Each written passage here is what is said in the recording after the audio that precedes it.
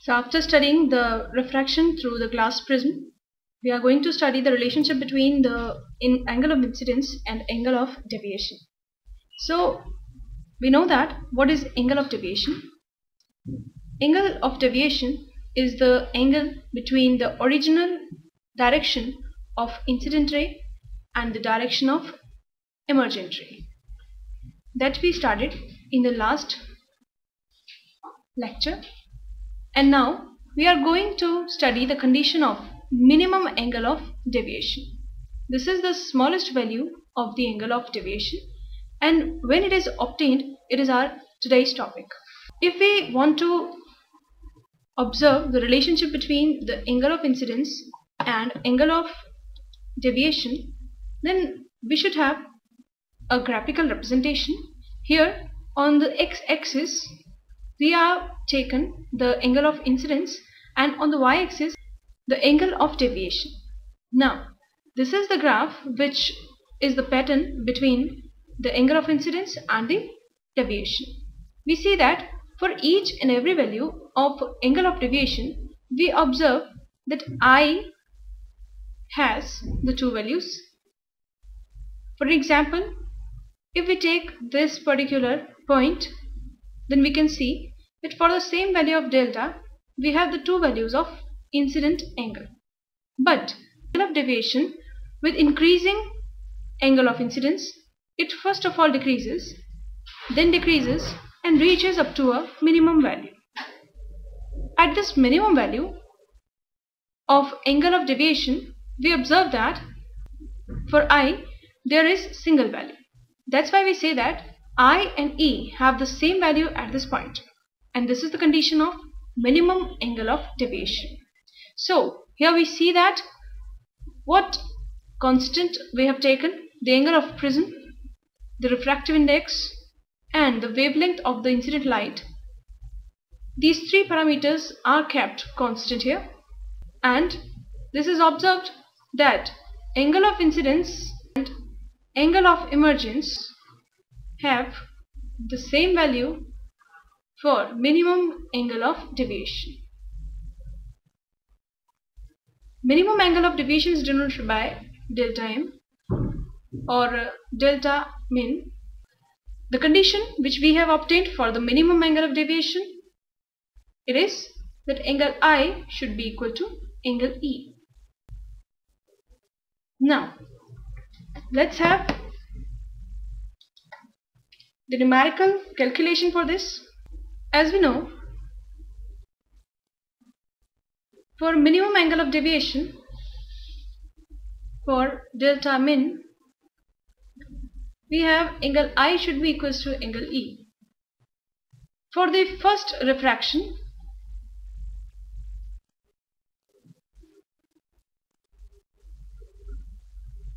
by applying Snell's law, we know that as we had the first equation which says that refractive index of prism is equals to sine of angle of incidence to the sine of angle of refraction for the first surface, and this is our equation 1.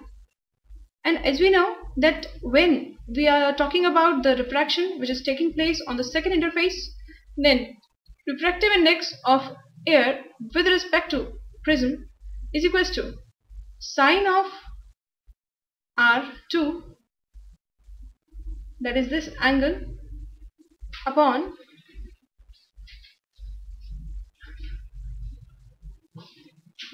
sine of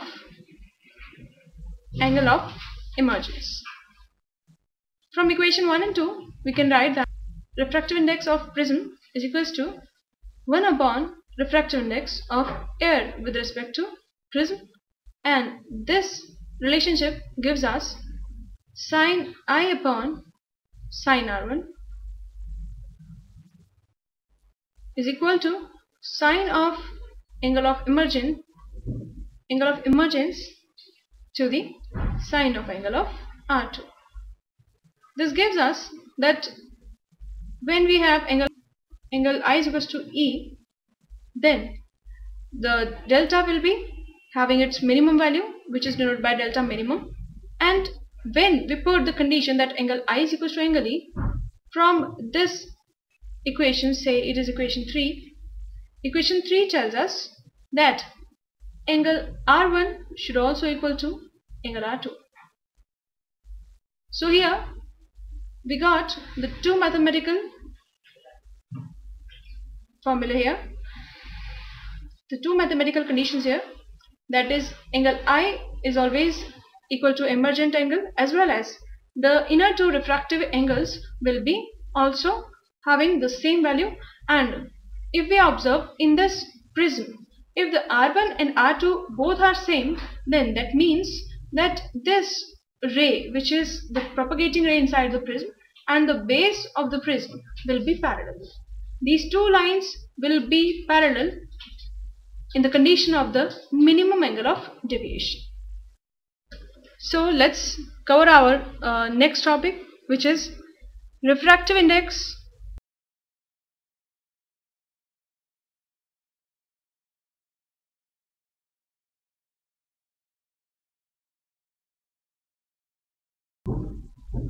Let's go through our next topic, in which we want to have a relationship between refractive index and the material of the prism, that is refractive index of the prism, and the angle of prism and the minimum deviation.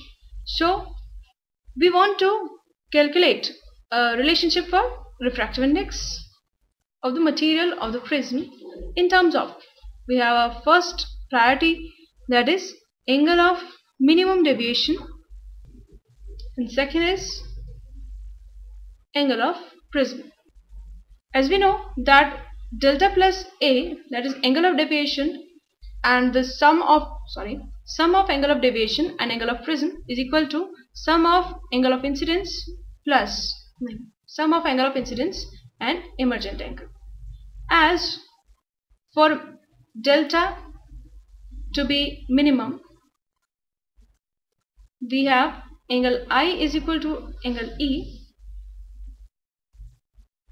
So this is equation 1, this is equation 2, and also we know that angle R1 should be equal to angle R2, say it is R, and this is our equation 3.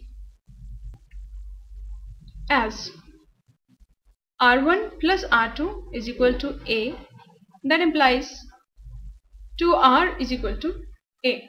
This is our equation 4. If we put these values in equation 1, which says that delta plus A is, of course, it is written as A here only, and it is equals to I plus E, that is 2I, as angle I and E has the same value for the delta minimum. So for angle of incidence, we are getting the value delta, which is delta minimum, because I and E are equal, delta minimum plus A upon 2. This is what we are getting for the angle of incidence, and this is the value of angle of incidence in terms of minimum angle of deviation and angle of prism. Also from equation 4 we have R is equals to A by 2. Now by using the Snell's law, we can write an expression for the refractive index of prism. As Snell's law says that refractive index of prism with respect to air or outside medium is given as sine of angle of incidence to the sine of angle of refraction, and for the minimum angle deviation condition we have the values for I and E, which is I is equals to delta min plus A upon 2 and R is equals to A by 2. So on putting these values we'll get this relationship. So this is what we were searching for. Now let's study the dispersion of prism. Let's study the dispersion of light through prism. So first of all, the question is, what is dispersion? Dispersion is actually the splitting of white light ray into its 7 color components. This splitting is called dispersion, and this dispersion or this splitting splits the white light into 7 colors. Those 7 colors are given by the abbreviation VIBGYOR. V is violet, I is indigo, B for blue, G for green, Y for yellow, O for orange, and R for red. In these seven color components, the wavelength corresponding to violet is least, while wavelength corresponding to red is maximum. So we can write that lambda R is greater than lambda for violet. So we see that for being the color or the wavelength of minimum magnitude, the violet bends the most, while the red color has the least bending. That's why the dispersion through a prism is obtained in this way, that violet is with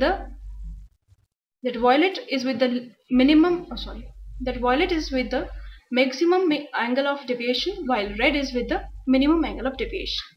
Now this is the turn to study the recombination.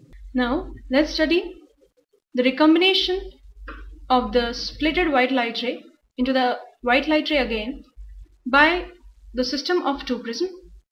This is also said to be the classic experiment performed by Isaac Newton, in which he propagated that the white light ray is considered of the 7 colors. Before this experiment, this was considered that this property, which before this it was considered that the splitting of white light ray is due to the material of the prism or the body, which is showing the dispersion.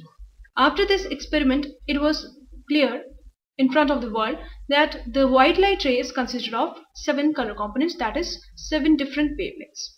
So in this experiment, what Newton did, he took one prism which is erect and the similar prism inverted just beside the prism.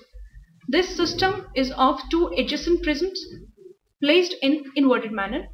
From the first prism, we see that the white light ray splits into the 7 colors, and by the adjacent inverted prism, these 7 color components again gets refracted in a manner that it emerges as the white light ray out of the prism. We see that in this system of 2 prisms, the incident ray is parallel to the emergent ray, which is just similar refraction process possessed by the glass slab.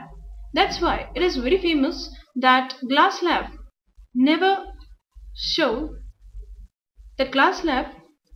does not show dispersion. From here you can get the explanation. From here you can get the explanation that the glass slab is considered to be consisted of 2 inverted adjacent prisms. That's why if the splitting is done, it is again recombined and the emergent ray is remain the white light ray. Simply it is white light ray. So it is what we are packing the topic refraction through glass prism. The dispersion and recombination shows the nature of white light ray, that it is combined of 7 color components or wavelengths.